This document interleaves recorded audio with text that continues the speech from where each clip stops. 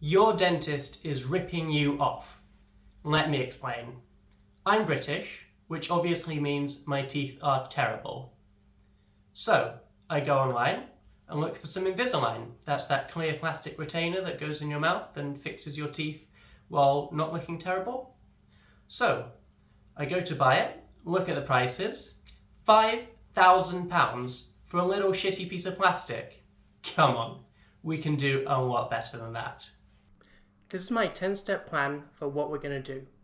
First, we make an imprint of our teeth with putty. Then we cast a model with plaster of Paris. I'll make a really shit 3D scanner using a stepper motor, a 3D printed turntable, and my phone. After that, we'll scan the models that we casted of our teeth into our computer using Metashape.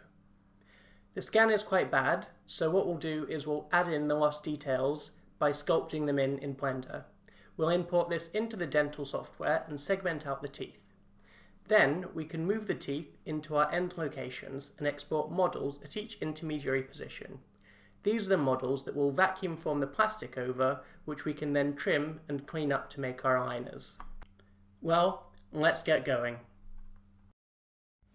Now, to make the impression of your teeth, what you want to do is you want to get one of these molds. I 3D printed this. You put some dental putty into the groove here, and then you put it in your mouth, hold it for about 2 minutes, and make an impression. This is what it should look like when you're done, and you'll be using this to cast the plaster of Paris. I'm taking 50 milliliters of water, and I'm going to add 100 grams of plaster to that water to make the mold.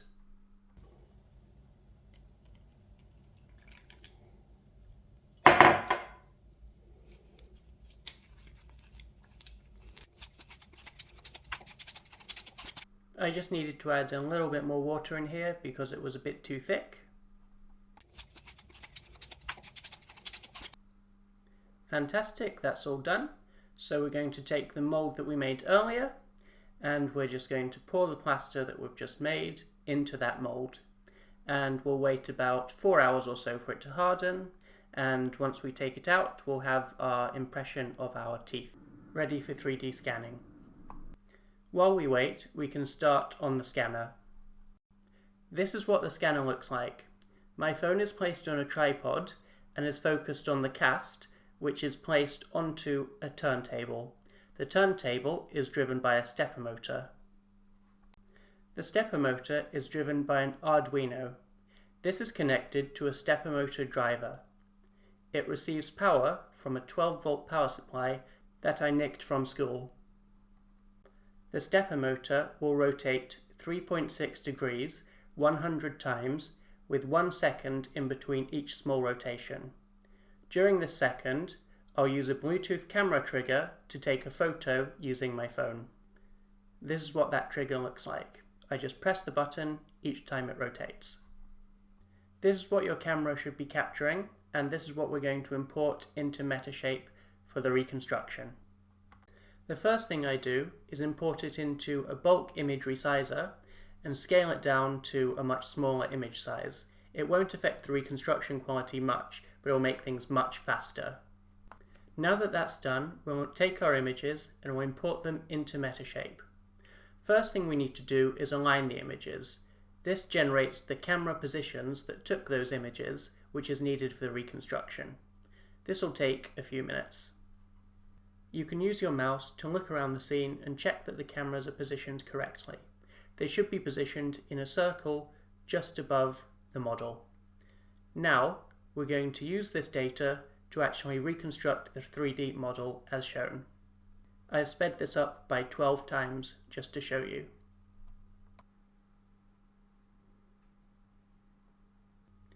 Now we have the 3D model reconstructed, we're just going to remove the bottom bit, which we don't need.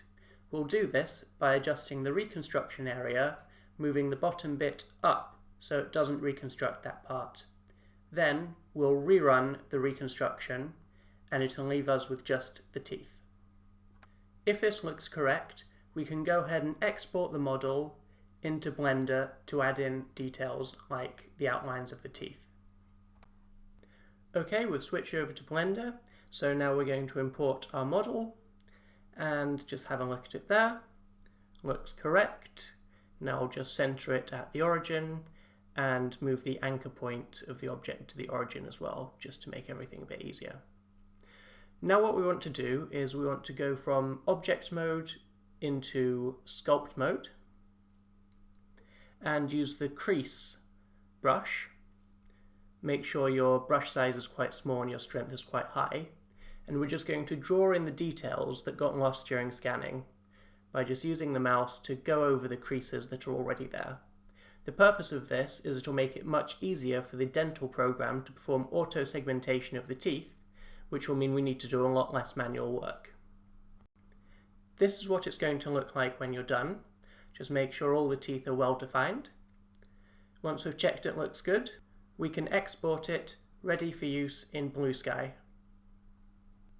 Now we're in Blue Sky, we go to the Orthodontics section of the menu and click on Aligners. Then we can import the models that we just created. Once that's imported, we select whether it's the maxilla or the mandible. The maxilla's the top, the mandible's the bottom, and we just wait for it to import. It's going to auto-align it, and we can check just to check that the model looks good. And then we import the other teeth, the opposing arch. Let's now reposition the mandible so it's below the maxilla, just like a normal bite. Don't worry, it doesn't need to be precise, it's just to make it easier to edit later.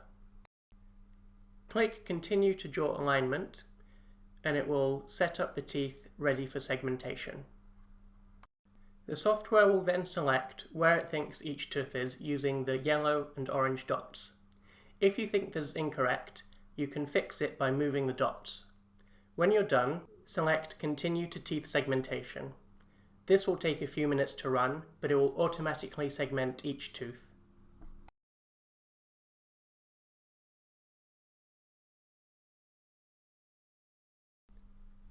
The auto-segmentation probably won't be perfect as shown. You can fix this by using Shift and then drawing around the teeth, or you can move the dots individually. When you're done, do the same for the other arch, and once you're happy with the result, go to Continue to Model Trimming. This will remove the excess gum below the teeth and create a stand to aid in the vacuum forming process.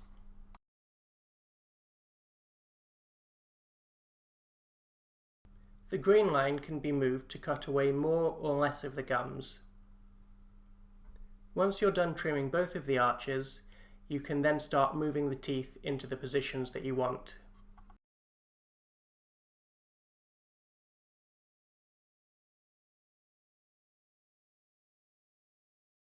To make an adjustment, just click on a tooth and then you can move and rotate it.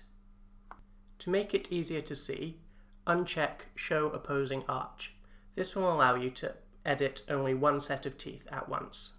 The IPR checkbox will show and hide the distances that the teeth have been moved. My problem tooth is the bottom right incisor, which you can see me making small changes to using the movement and the rotation.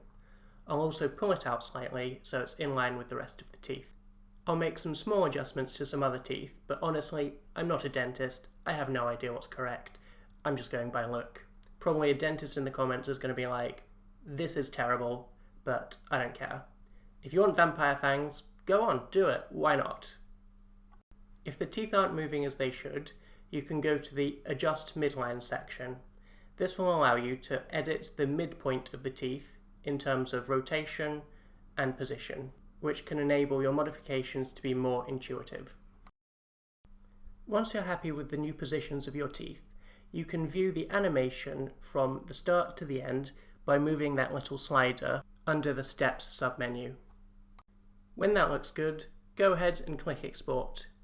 Now we're ready to export the models into our 3D printing software. You want to check Export Models and Export Upper and Lower Jaw, then click on Export. The free software allows you to export two sets of upper and lower models of your teeth. We're now in the home stretch. I have a Bamboo P1S 3D printer. I'm importing the models that I've exported into Bamboo Slicer.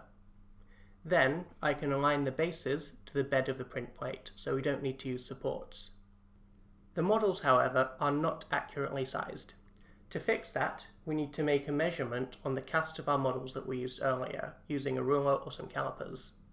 We can then measure those same 2 points in the slicer and calculate a scale factor for our model accordingly. In my case, the scale factor was 61%. Since I'm going to be vacuum forming hot plastic over these models, I'm printing in polycarbonate.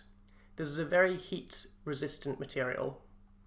I'm using the highest possible print settings to ensure we get the best possible quality and the least amount of loss of detail.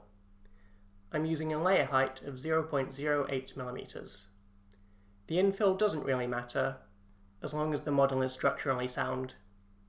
Once we're done with all that, we can slice the plate up and get ready to print. It took about an hour for the models to print on the highest print settings. When they're done, they'll be ready to go into the vacuum former. This is the vacuum forming machine I'm using. It was a cheap one I found on Amazon that comes from China, only costing about £110. I load in the plastic, which is 1mm soft dental plastic.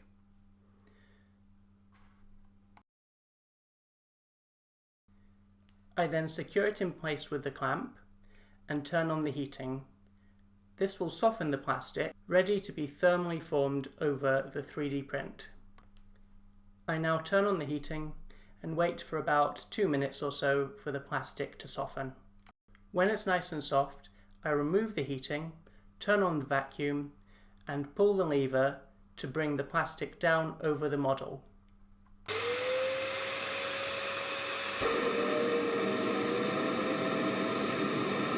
I can see it formed nicely over the model, so I leave it to cool down and then take it out, ready to cut to size and test. I cut it out using a Stanley knife and some scissors. It's a bit rough, but good enough to test. This is what it looks like with me wearing it. You can definitely see that I am wearing it, and it doesn't quite stay in my mouth 100%, especially when I speak. I sometimes need to purse my lips in to keep it in place, but certainly for a first attempt, it's really not very bad, and I hope to improve upon this in the future and make it a lot better. Thank you very much for watching, and I'll see you next time.